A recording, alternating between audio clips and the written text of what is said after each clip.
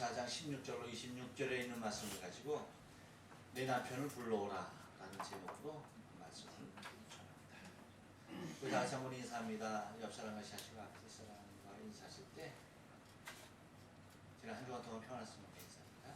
제가 한 주간 동안 평안했습니다.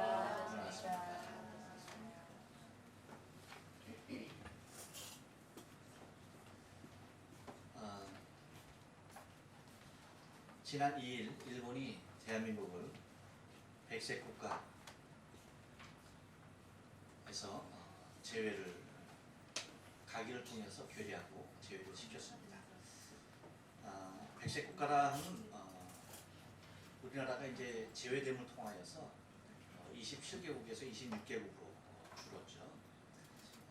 대부분의 나라가 어디냐면 북미의 미국과 카나다, 남미의 아르헨티나 하나, 그리고 오세아니아의 호주와 뉴질랜드, 그 외에는 다 유럽에 있는 나라들입니다. 21개국 정도가 다 유럽에 있는 나라죠. 아시아에는 오직 유일하게 대한민국이 일본에서 나오는 백색 국가 화이트리스트에 들어가 있었는데 우리나라를 백색 국가에서 지음과 동시에 제외시킨과 동시에 백색 국가라고 하는 단어조차도 없애버렸죠. 좀 어떤 의미로 받아들여야 할지 참 너무나 난감한 현실이고요. 그 가운데 이제 온 비상이 나라에 걸린 것 같습니다. 어젯밤에 그 이호연 목사님께서 전화를 하셨어요. 전화를 해서 이제 한일 관계가 이렇게 이제 골이 깊어지면서 보면서 하시는 말씀. 이런 상황이 이제 한국의 느낌을 얘기하는 거죠. 분위기를 얘기하시는 거죠. 이런 느낌이 좀 당분간 갈 것 같습니다. 그러시더라고요. 그래서 제가 바로 대꾸를 했습니다. 목사님, 안 돼요. 당분간 가면 안 됩니다. 이미 시작된 거라고 한다면 이제 절대 당분간 가면 안 되고 끝까지 가야 됩니다. 여러분, 무역 경쟁이지 전쟁이지 않습니까? 그렇죠? 근데 무역이 전쟁이 될 때에 이것은 경제적으로 어떤 곳 바로 타격을 입게 되는 경제전쟁, 또한 국민 하나 한 사람으로도 경제적으로 타격을 입는 그런 경제적인 전쟁. 이제는 이 무역의 교류가 아닌, 무역이 교류가 되는 거예요. 교류가 아닌 전쟁이 됐을 때는 사실은 좀 더 심각하게 받아들이고 좀 더 결의하지 않으면 안 되는 거죠. 일본이 그렇게 할 수 있었던 이유는 여러 가지 요인이 있겠지만 그 중에 하나는 우리가 뭐 아무것도 하지 않을 것이다 라고 하는 모습에서 반반된 모습에서 그런 결정을 내린 것은 결코 아니죠. 우리도 무엇인가 대응하고 일본과는 달리 온 국민적으로 일어날 것이다 라고 하는 것을 예상을 했겠죠. 그래서 매스컴에서 늘 얘기했던 거 뭡니까? 일본 매스컴에서 했던 것이 뭐예요? 이러다가 금방 금방 다 잊혀지고 금방 또 다 돌아오게 될 것이다. 왜? 그런 선례들이 있었다라고 하는 그 예를 계속해서 내비치면서 그렇게 포석을 떠나갔던 것이죠. 이젠 과거와는 달리 정말 이 힘든 때에 이 고비를 잘 넘겨야 할 슬기로움이 우리 안에 있어야 되고 불편함을 감수해야 할 때가 바로 지금이 아닌 것 같습니다. 여러분, 우리가 잘 알다시피 어떤 전쟁이든 전쟁은 하지 말아야 되는 거예요. 절대 전쟁을 하지 말아야 되는데 시작됐다고 한다면 여러분 어떠한 이유에서든지 이겨야 하는 것입니다. 질 것 같은 전쟁은 아예 시작을 하지 말았어야 돼요. 그런데 그렇게 시작이 됐다고 한다면 반드시 반드시 이겨야 할 전쟁으로 치러야 한다는 것이죠. 제가 오늘 주보에 제가 갖고 있는 사진 중에서 굉장히 어두운 사진 중에 한 장입니다. 그 나의 신혼이라는 제목으로 좀 글을 썼는데요. 우리 안에 내 안에 존재하는 이 어두움, 그의 수로 인하여서 정말 숨도 쉬지 못할 듯한 그런 답답함, 세상 이 밖의 모습은 어떤지에 대한 어떤 확연한 모습도 발견하지 못하는 그런 가운데 지금 내가 호흡하고 있는 호흡이 마지막 호흡인 양 느껴지는 이 조여오는 숨막힘 같은 것을 우리는 이제 그 웅크린 몸과 이 응집된 이 숨결을 통하여서 이제 한 번 언젠가는 이것을 밖으로 내뿜으면서 나의 원통하고 나의 답답하고 나에게 응어리졌던 이 모든 것들이 외부로 발산하는 힘이 되어서 이것을 통하여서 오히려 나의 신혼함을 이루는 그러한 모습이 때가 지금이지 않나 싶은 모습인 것입니다. 여러분, 인생을 살다 보면 고비라는 것이 있죠. 누구나가 다 있는 것입니다. 그런데 정상적인 건강한 삶을 위해서는 반드시 그때 그 고비를 잘 넘겨야만 한다는 것을 우리는 지금까지 우리의 삶을 통하여서 경험을 해왔습니다. 지금 시대에는 홍역이라는 것이 거의 없죠. 그렇죠? 하지만 과거에는 홍역이 또한 인생에 있어서 잘 넘겨야 했던 질병이자 시기였던 것을 우리는 바라보게 됩니다. 좀 더 성장하면 사춘기라는 것도 있어요. 우리 지유가 사춘기가 왔는지 안 왔는지 모르겠지만 사춘기라는 것도, 이 사춘기 때도 잘 넘겨야 되죠. 이 사춘기의 고비를 잘 넘기지 못해서 아직도 창창하게 살아가야 할 인생의 삶이 어려워지고 또 그 아름다운 미래를 바라보지 못하게 되는 그러한 불행한 일들이 얼마든지 있을 수 있기 때문에, 또한 사춘기를 잘 넘었다 하더라도 또한 인생의 고비를 잘 넘겨야죠. 또 성장해서 이제 보면은 실연의 때도 있죠. 그렇죠? 사랑하는 사람에게 버림을 당하는 모습도 경험합니다. 그때도 어떻게 되는 거예요? 고비죠. 인생에 있어서 고비입니다. 그렇지만 어떻게 돼야 됩니까? 잘 넘겨야 돼요. 저도 잘 넘겼어요. 그렇기 때문에 뭐예요? 제가 산이의 아빠가 되고 강이의 아빠가 됐어요. 저도 그때는 아내가 아니었죠. 친구였죠. 애인이었죠. 버림을 받았거든요. 세상을 잃은 모습이었죠. 어떻게 그럴 수 있나? 배신감. 이런 말할 수 없어요. 그때만 생각하면 야, 정말 잠이 안 와요. 근데 어떻게 했습니까? 그 고비를 잘 넘겼어요. 넘기고 나니까 지금 이렇게 웃고 얘기할 수 있는 모습도 있는 거죠. 만약에 그 고비를 잘 못 넘겼으면 어떨 거예요? 1년 지금도 하면서 아마 그런 모습에 저주스러운 삶을 살고 있을 것입니다. 이렇듯이 여러분, 우리 인생에 그때그때마다의 고비가 있는 그 고비를 잘 넘겨야 하는 것이죠. 근데 여러분, 우리가 바라봐야 할 것이 뭡니까? 우리 신앙의 성장에 있어서도 여러 고비가 있는데 정말 힘든 고비들, 어려운 고비들이 있다는 거예요. 신앙의 시기마다 다 그 나름대로의 고비가 있다는 거예요. 그 고비를 잘 넘겨야 돼. 그래야 성숙한 신앙, 주님께서 바라보시기에 아름다운 신앙의 자리에까지 이룰 수 있게 된다는 겁니다. 그런데 여러분,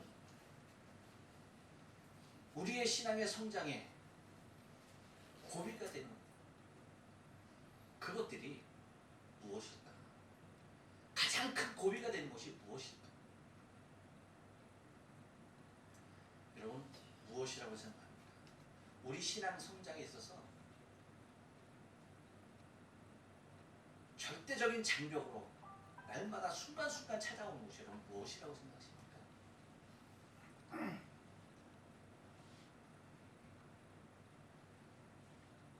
현실입니다.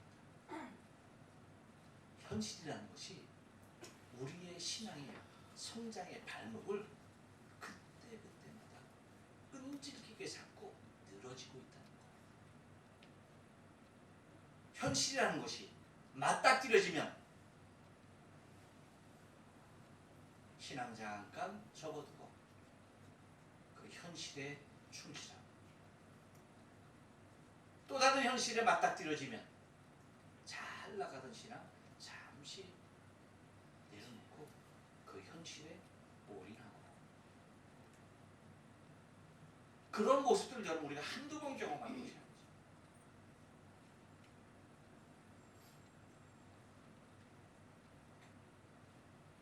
예수님은 오늘 본문을 통하여서 현실이라는 삶에 갇혀서 살아가고 있는 이 수가성 여인에게 내 남편을 가서 내 남편을 불러오라. 이 내 남편을 불러오라는 말로 자신의 현실을 직시케 하며, 동시에 이 여인에게 더욱더 예수님이 가까이 가시면서 그를 구원의 길로 이끄시는 주님의 모습을 우리는 발견하게 됩니다. 여러분, 현실과 신앙의 갈등은 언제나 존재하는 것이에요. 늘 따르는 것입니다. 그런데 오늘 본문을 통해서 현실 가운데 있는 여인을 신앙으로 이끄시는 주님의 모습을 통해서 우리도 우리의 현실이 더 이상 신앙의 갈등의 대상이 아닌 주님의 은혜의 현장으로 승화시킬 수 있는 놀라운 주님의 은혜가 주어지길 축원합니다. 네.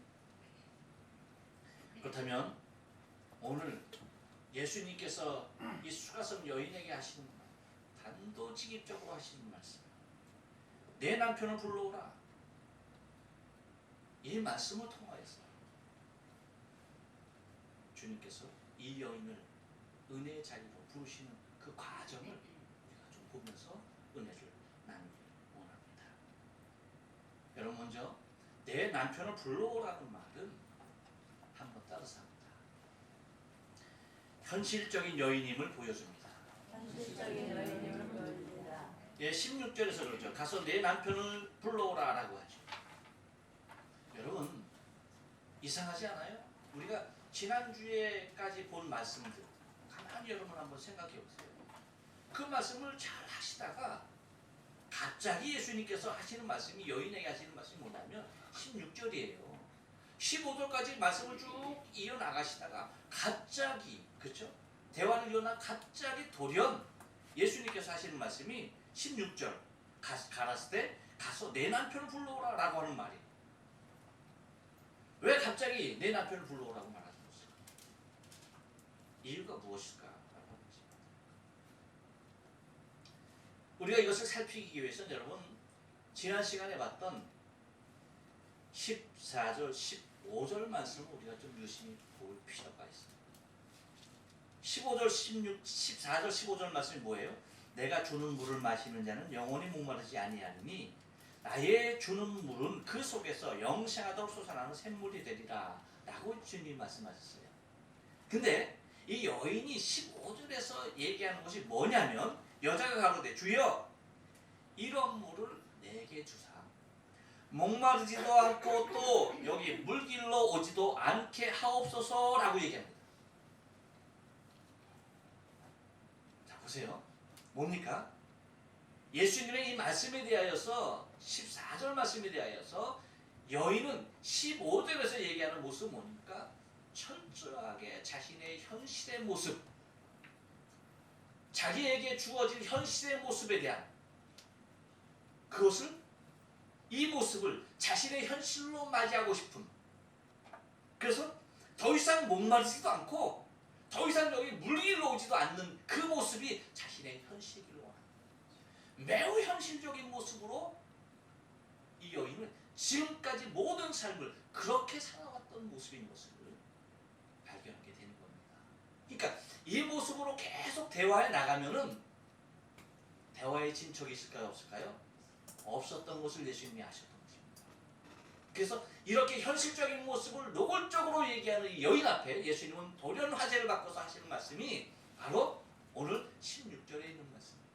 가라사대 가서 내 남편을 불러오라는 것이죠.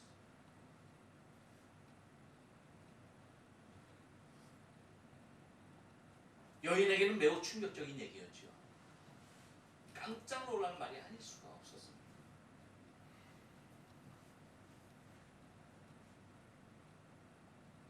이게 무슨 말인가 싶을 정도로 너무 충격적이지 않을 수가 없었어요. 왜요? 이 여인이 고백하는 대로 지금 같이 사는 남자는 있어도 그 남자는 남편이 아니었기 때문입니다. 여러분, 당시의 사회에서는요, 성인 남자가 아니면 자립이 불가능한 사회였어요. 그러니까 여인이 시집을 가서 남편에 의하여서 자신의 모든 삶이 다 이루어졌던 거예요. 그러니까 남편이 없는 아내의 삶, 남편이 없는 여자들의 삶은요, 살아갈 수 없는 사회적인 구조가 되어 있었던 모습이에요. 그 누구도 인정하지 않냐고 삶의, 경제적인 삶의 모습을 누릴 수가 없었던, 철저하게 사회적으로 외면됐던 모습입니다. 그래서 오죽하면 예수님께서 그 당시에 세 부류에 대하여서 아주 측은지심을 가지고 이스라엘 백성들에게 때만 있으면 호소합니다. 그들을 항상 돌아보라. 왜요? 돌아보지 않으면 그들은 살 수가 없었어요. 누군가의 도움이 없이는 도대체 살아갈 수 없는 상황이었기 때문입니다. 그래서 객에 대하여서 나그네죠. 그리고 고아에 대하여서, 그리고 과부에 대하여서, 이 세 대상에 대하여서는 하나님께서 이스라엘 백성에게 귀에 딱지가 않도록 그들을 돌보고 그들에게 도움의 손길을 줄 것에 대하여서 누누이 얘기했던 것입니다. 왜요? 하나님께서 그 사회상을 너무나 잘 아셨고, 그 사회에서 그러한 하나님의 음성이 없었으면 살아갈 수 없었던 연약한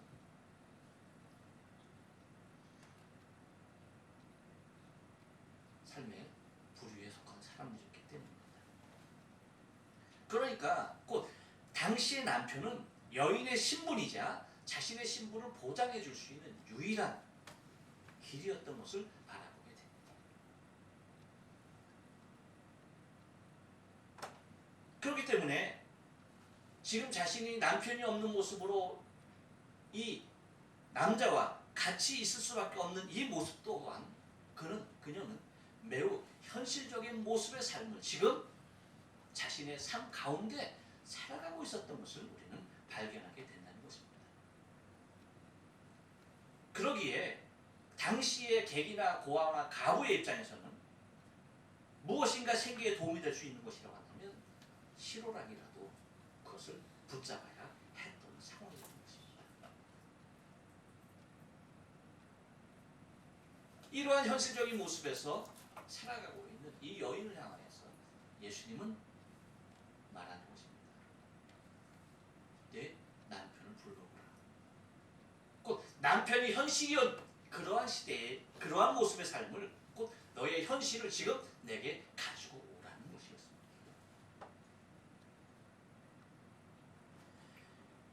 여러분, 우리도 우리의 신앙의 삶을 좀 돌아볼 필요가 있습니다. 우리는 현실을 외면하며 살 수 없는 존재라고 서두에 말씀을 드렸습니다. 하지만 여러분, 우리의 현실이라는 것이 우리의 신앙의 삶 가운데 오히려 우리의 신앙의 삶을 묶어놓고 성장하지 못하도록 잡아놓는 장애물로서 우리의 현실이 우리 안에 존재하고 있는가라고 하는 것입니다. 여러분, 현실은 그 모습으로 우리 안에 있으면 우리의 신앙은요 성장할 수가 없어요. 하나님 앞에 나갈 수가 없어요. 그런 현실 따로 신앙 따로야 하느냐? 절대 그렇지 않습니다.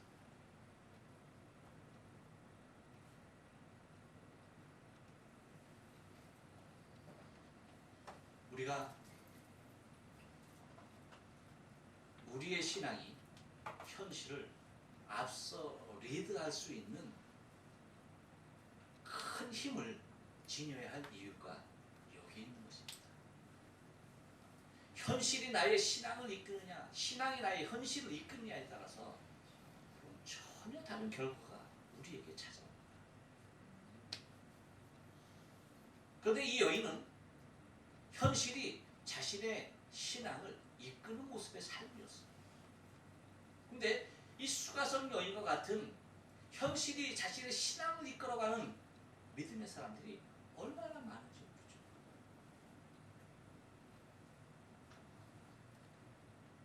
여러분, 우리는 우리의 신앙은 내 현실을 이끌어가야 합니다. 신앙이 나의 현실을 견인해야 합니다. 현실이 나의 신앙을 견인하게 될 때에 여러분, 우리는 늘 그 자리에 있는 거예요. 늘 그 자리에서 맴도는 거예요.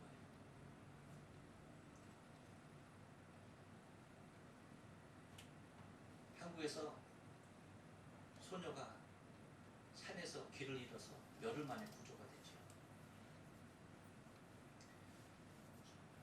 길을 잃었던 것입니다. 어디가 길인지 몰랐던 것입니다. 그래서 결국은 구조가 되는데, 여러분, 산에서 길을 잃으면 어떻게 해야 되는 겁니까? 철칙 있죠? 무조건 정상으로 올라가야 됩니다. 그래서 내가 내려갈 길이 어딘가를 거기서 봐야 되는 것입니다. 여러분, 우리의 신앙의 모습은요, 우리가 성장하려면 내 신앙이 위에서 내 삶을 이끌어 나갈 수 있는 힘을 길러야 합니다. 그것이 우리의 신앙을 성장시키는 놀라운 힘과 능력이 되는 줄로 믿습니다. 여인은 지금까지의 삶의 모든 것들은 지금 모습에서 예수님께서 내 남편을 데려오라는 그 말로써 지금 너의 현실을 내 앞으로 끌고 와라라고 하는 그 초청의 자리에 있는 것임을 바라볼 수가 있다는 것이죠. 또 하나, 여러분, 내 남편을 불러오라는 말로 통하여서 한번 따라쌉니다. 배반당한 현실을 고백합니다. 17절 말씀 상반절이에요. 여자가 대답하여 가로되 나는 남편이 없나이다 라는 말. 내 남편을 데리고 오라 했을 때 나는 남편이 없습니다 라고 대답하는 거예요. 조금 전에 말씀드린 대로 여러분, 남편은 그 당시의 현실이었습니다. 그렇기 때문에 어떠한 손가락질에도 어떠한 수모에도 사람들이 자신을 향하여 무엇을 하든 상관하지 아니하고 현실을 따랐던 여인이 바로 수가성 여인이었어요. 그래서 5명의 남편을 두었었고, 지금 함께 있는, 살아가고 있는 사람도 한 남편의 아내로서 삶을 살지 못하여도 내가 척으로서의 삶을 살아갈 수밖에 없는 삶의 현실이 그 여인의 현실이었다는 것이죠. 하지만 여러분, 그녀에게 있어서 번번이 아픔뿐이었습니다. 그녀가 의지했던 현실들은 그때그때마다 그녀를 배반하고 말았습니다. 5번이나 그 경험이 있었던 것입니다. 5번이나 현실이 자신을 배반했던 그 아픈 상처가 그녀에게 있었던 거예요. 그녀가 말하는 나는 남편이 없나이다라는 말은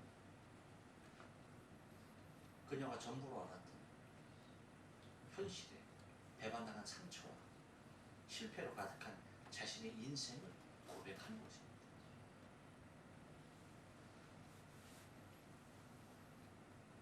아까 말씀드린 대로 신앙에 있어서의 현실은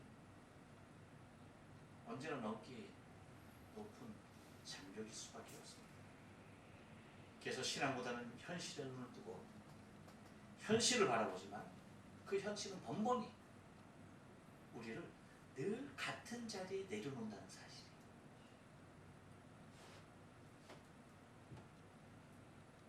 곧 이 현실을 지나면 또 다른 현실이 내 삶 가운데 덩그러니 놓여져 있다는 것입니다. 모양은 바뀌고 상황은 바뀌어도 현실은 늘 그 모습으로 찾아온다는 것이었습니다. 곧 나에게는 남편이 없어요 라고 하는 그 고백은 나의 현실은 그랬습니다 라고 하는 철저한 현실에 의하여서 배반당한 어쩔 수 없는 여인의 고백이 아닐 수가 없다는 것입니다. 이러한 여인을 향하여서 예수님은 말씀하시죠. 내 남편을 불러오라는 이 말로 한번 따라서 합니다.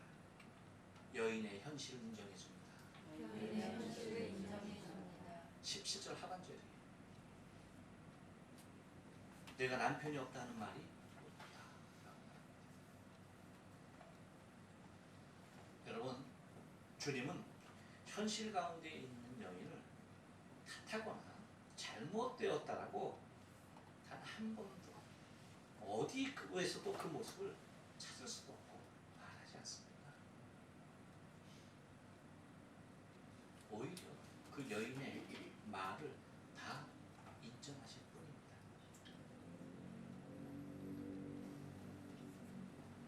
여러분, 우리는 우리의 현실을 주님 앞에 여러 가지 모습으로 핑계댈 수가 있어요.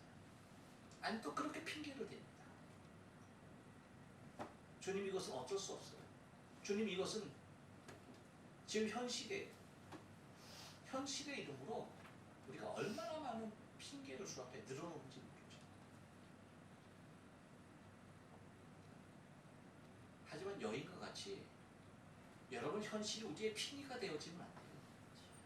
고백이 되어져야 합니다. 핑계가 될 때는 주님의 책망을 받을 수 있지만 현실이 나의 고백이 되어질 때는 주님께서 결코 그 무엇이라 탓하지 않아요.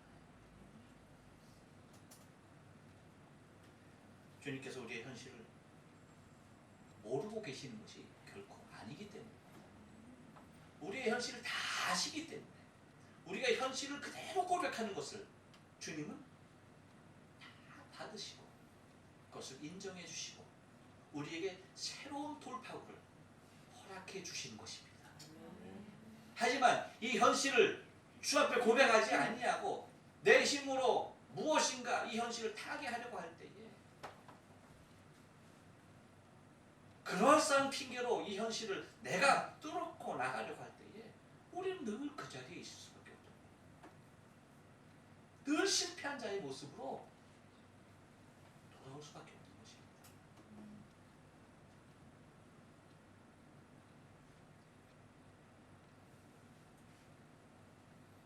단지 현실을 좌절로 살게 하고 우리로 하여금 현실을 아픔 가운데 살게 하실 생각이 우리 주님은 전혀 없는 거예요. 우리가 선택해서 잘못된 현실들, 그것으로 인해서 또 다른 현실들이 맞닥뜨리는 그 순간에도 주님은 우리의 아픔, 그 현실을 국률한 모습으로 바라보고 계시지. 우리가 힘들어하는 그 현실의 문제에 통하여서 박수치는 분이 결코 아니신 것입니다.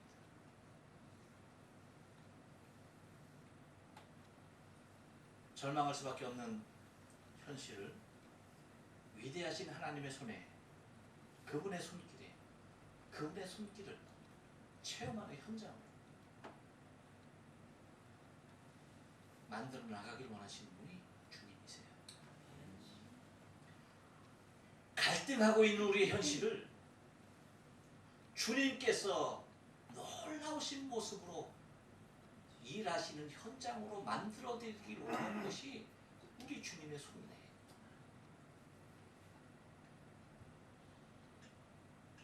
우리는 얼마나 많은 부분에서의 하나님께서 우리를 위하여서 하실 그 상황을 우리 스스로가 망쳐버리는 데들이 얼마나 많은가. 우리의 믿음이 없어서, 우리의 신앙이 부족해서, 지금 내 현실 가운데 하나님께서 일하실 기회임에도 불구하고 그것을 하나님의 손에 맡기지 못하고 내가 무엇인가 이 현실을 타개하려고 애쓰고 수고함을 통하여서 하나님의 일하심의 현장에 대하여서 놓쳐버리는 일들이 얼마나 많습니까?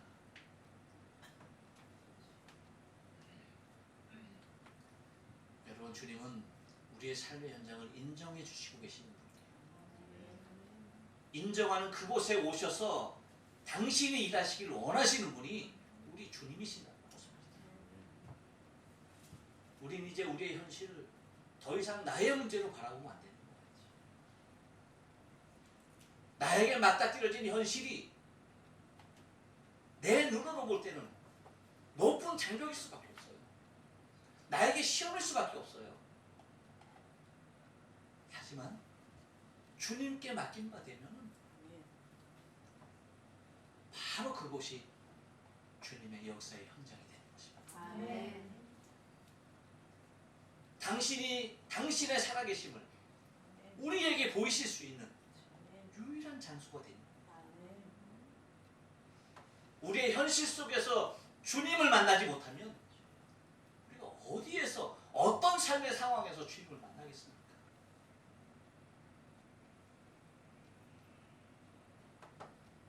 현실은 내 힘으로 타게 하는 것입니다. 내 현실 가운데 오셔서 일하시기를 원하시는 주님을 바라보심으로 말미암았습니다.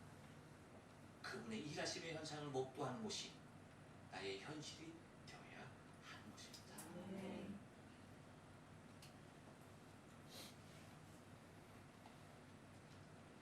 주님께서 내 남편을 불러오라는 말은 한 번 더 따라서 합니다. 현실은 또 다른 현실을 불러올 뿐이라는 것입니다. 네, 18절에서 그렇게 말하죠. 이렇게 말합니다. 내가 남편이 5이 있었으나 지금 있는 자는 내 남편이 아니니 내 말이 참되도다 라고 말합니다. 여러분, 현실은 언제나 존재하는 것입니다. 인간이 생명 갖고 있고 이 땅을 사는 한 날마다의 삶의 연장은 현실인 것입니다. 단지 또 다른 현실을 불러오는 삶의 현장으로 살 것이냐, 아니면 또 다른 현실 속에 현실을 딛고 일어서서 그것을 넘어서 하나님이 일하시는 삶의 현장으로 체험할 것이냐, 이것이 우리의 문제인 것입니다. 여러분, 기억하셔야 합니다. 주님께서 말씀하신 것, 내 남편이 5이 있었으나 지금 있는 자는 내 남편이 아니니 라고 하는 것은 다른 말이 아니에요. 너의 현실은 또 다른 현실을 불러올 뿐이다 라고 얘기하시는 것입니다. 네가 다른 현실을 만들어 오지만 그 결과는 똑같다라는 것입니다. 더 이상 이 악순환을 반복해서는 되지 않는다는 것이죠. 여러분, 우리는 성경에서 현실을 넘어 신앙의 최고봉에 섰던 사람들을 우리는 기억합니다. 아브라함은 여러분 어땠습니까? 아브라함의 현실이 무엇이었습니까? 다른 것 아니었어요. 아들 이삭을 바쳐야 하는 것이 현실이었어요. 그게 현실이에요.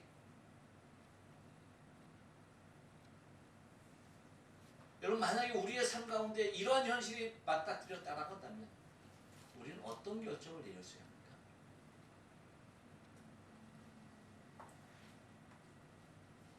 주님 잠깐만요.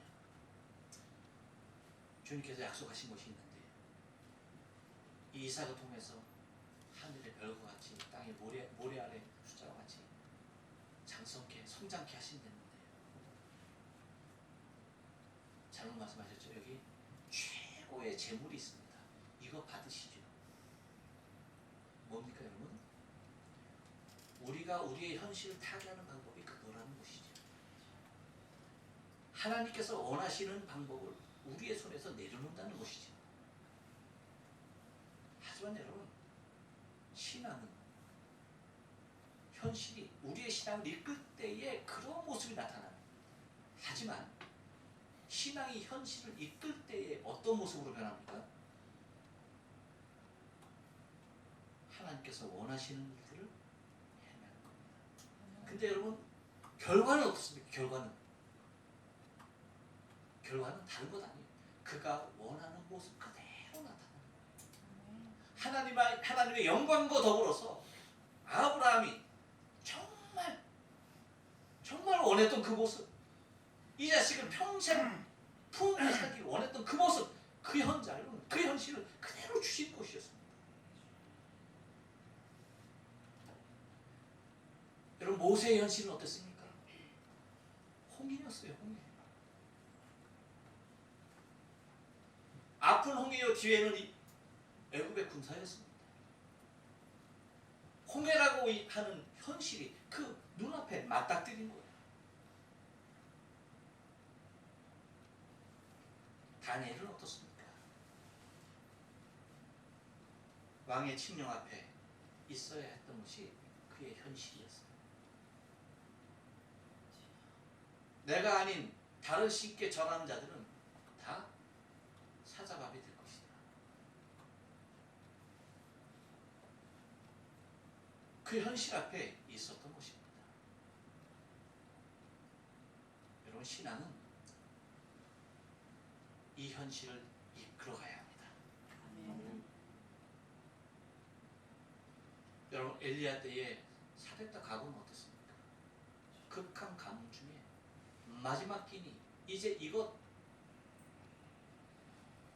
모자가 먹고 이것 마지막 식사로 먹고 이제 죽을 날을 기다려야 했던 그 모습의 순간이었습니다.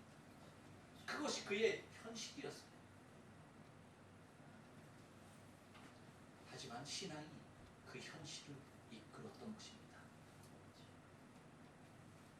여러분 주님은 어땠습니까? 주님의 현실은 무엇이었어요? 십자가였습니다. 여러분 현실이라는 것이 그렇게 호락호락한 것이 아니에요. 쉽게 넘어갈 수 있는 것들이 아닙니다.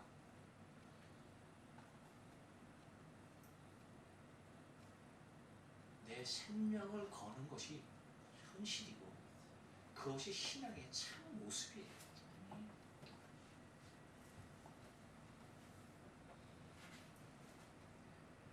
주님은 자신의 현실 십자가를 외면하지 않았어요.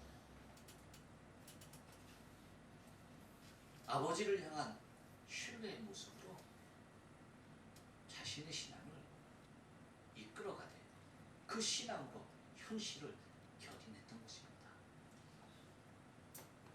여러분 기억하셔야 합니다. 우리에게 주어지는 현실도 마찬가지예요. 아브라함이 가졌던 현실이 우리의 현실이고 모세가 가졌던 현실이 우리의 현실이고 엘리야가 가졌던 현실이 우리의 현실이고 사렙다 가보가 가졌던 현실이 우리의 현실이고 주님이 가지셨던 현실이 바로 나 자신의 현실입니다. 우리의 현실에서 그렇게 만만하고 그렇게 쉽게 넘어갈 수 있는 것들이 결코 있는 것이 아닙니다. 모든 것이 다 어렵고 고비이고 힘든 순간순간들입니다. 그때마다 우리는 결단을 해야 되는 거예요. 누구를 바라보며 이 현실을 통하여 더 위대한 일을 창조하실, 더 위대한 일을 이끌어내실 주님을 바라보며 그분을 신뢰하며 현실이 나의 신앙을 이끌어가게 내버려 두는 것이 아니라 방치하는 것이 아니라 체념하는 것이 아니라 내 살아있는 신앙이 지금의 이 암담한 현실을 이끌어갈 수 있도록 주님 바라보고 그분을 신뢰하고 나가는 것이 내 남편을 데려오라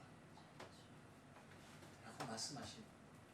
우리의 현실을 당신 앞에 가지고 나오라 라고 하시는 주의 음성임을